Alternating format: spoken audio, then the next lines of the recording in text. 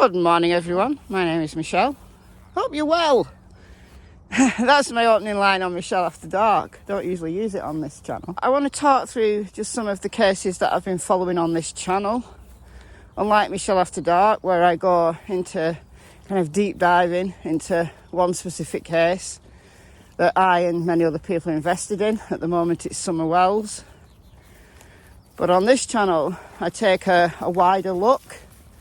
Not necessarily deep dives, but a wider look across a whole series of cases, including Summer Wells, but Classic and Sincere, Orrin Orson West, Lina Keel, Michael Vaughan, Serenity McKinney before she was found, Codi Bigsby. There's so many. So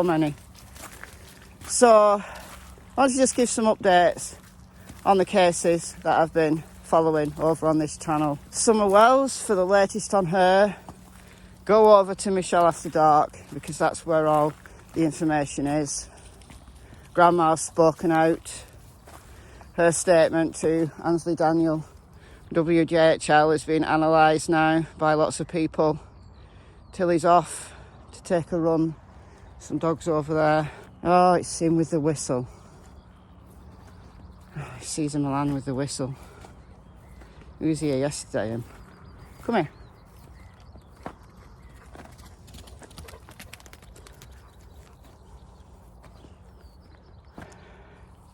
Cassie's still giving it a go, I think.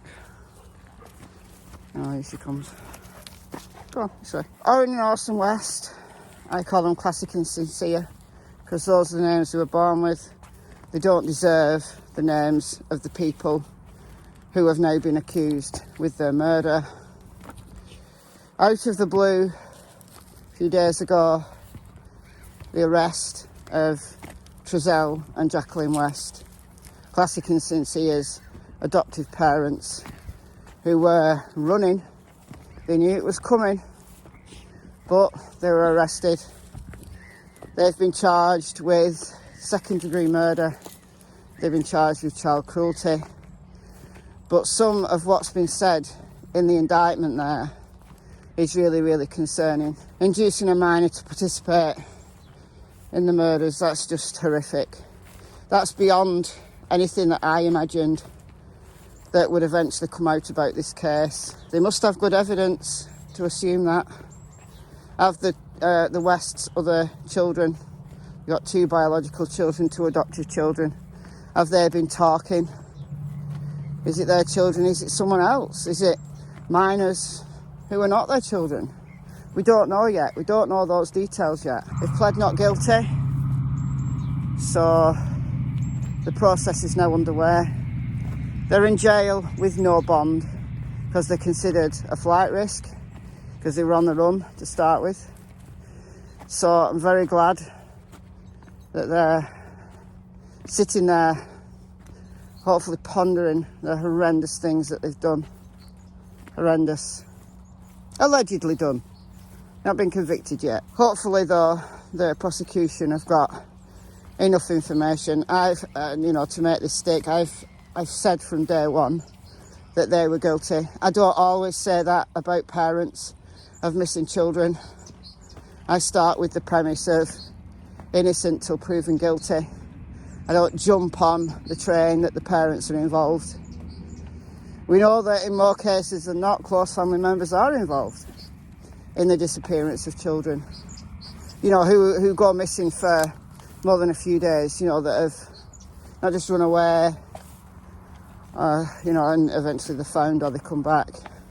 But those kids who stay missing, more often than not, close family members are involved, but not always. But from day one, I said, Trezell and Jacqueline just looked guilty. I didn't believe a word they said. The neighbours' surveillance, if anybody remembers that, from December 2020. The neighbours' surveillance camera from day one did not align with what Trezell West was saying. I knew then. It was just a matter of time. It took 14 months, but a very detailed, elaborate investigation. But then there's Codi Bigsby from Hampton, Virginia. And from day one, the police there have said that Corey Bigsby, Cody's father, his story about what happened that way, not back to those dogs where Caesar Milan's doing training. Come on, this way. Not back that way. Walk on. Come on. Where is Caesar Milan anyway? Can't see him now. Oh, he's up there. I don't know whether you can see him. I can hear his whistle though. It's annoying. Are you still here?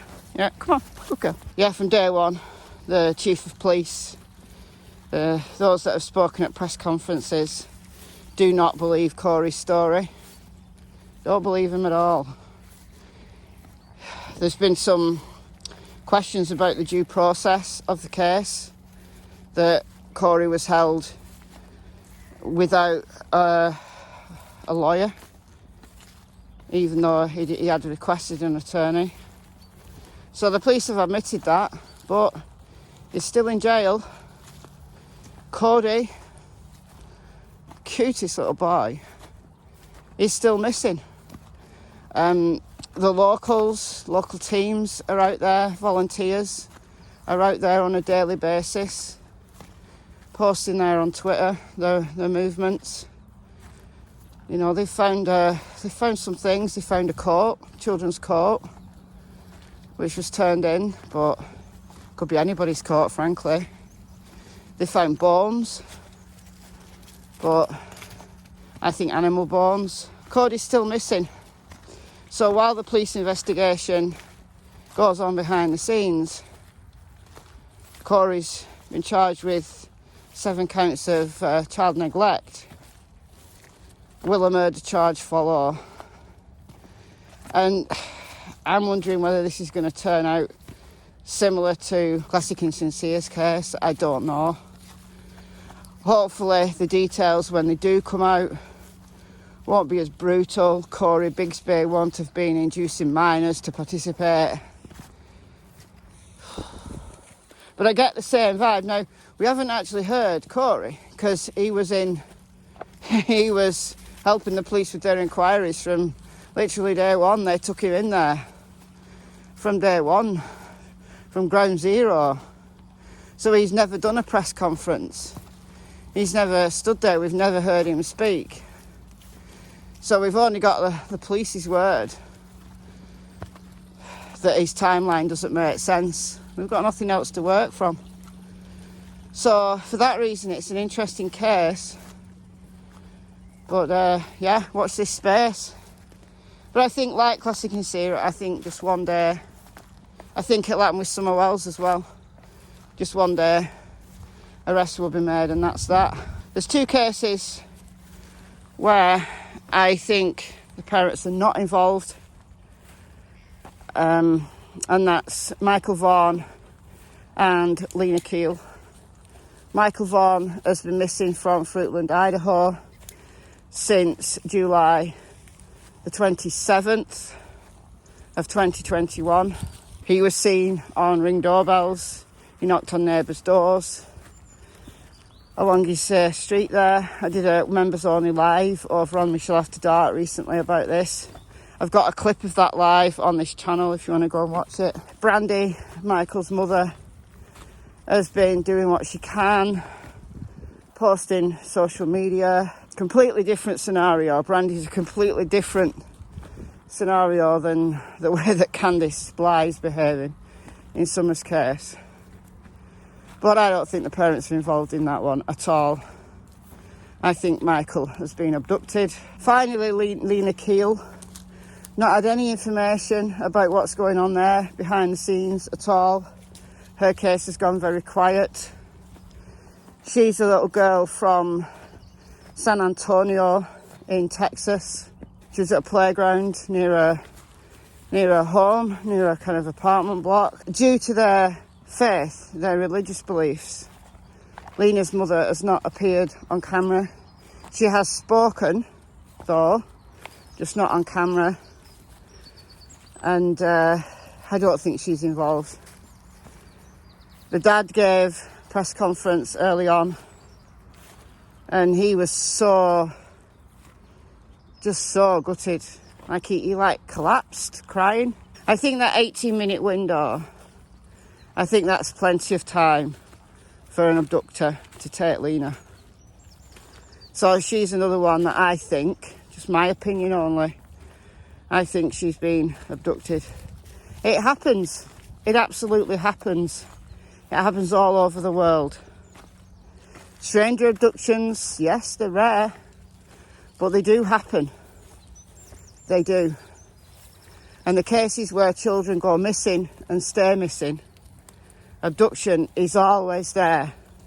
It always has to be on the cards. But these are very, the contrasting cases. Classic and sincere and Codi's, where the caregivers, gotta say, look very guilty.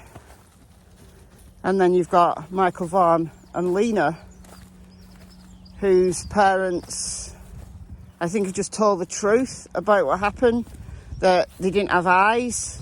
Like Michael Vaughan's dad didn't have eyes on Michael. He was dealing with another one of the children. And Michael had gone for maybe like 15-20 minutes before he realised. In Lina's case, there's 18 minutes that we're aware of. And I think they've just been honest and said, look, didn't have eyes on my child for this amount of time. And it happens, it can, unfortunately. The kids do strange things, they wander off, they go and play, they get bored, and they wander just that little bit too far. Or that, just that chance in a million that a child molester, abuser, trafficker is there and snatches them up. Summer Wells, though, I have no idea. The theories have been rife in that case. I want to say she wandered that bit too far and she was abducted. But then you've got the parents acting so weird. So many questions about that timeline.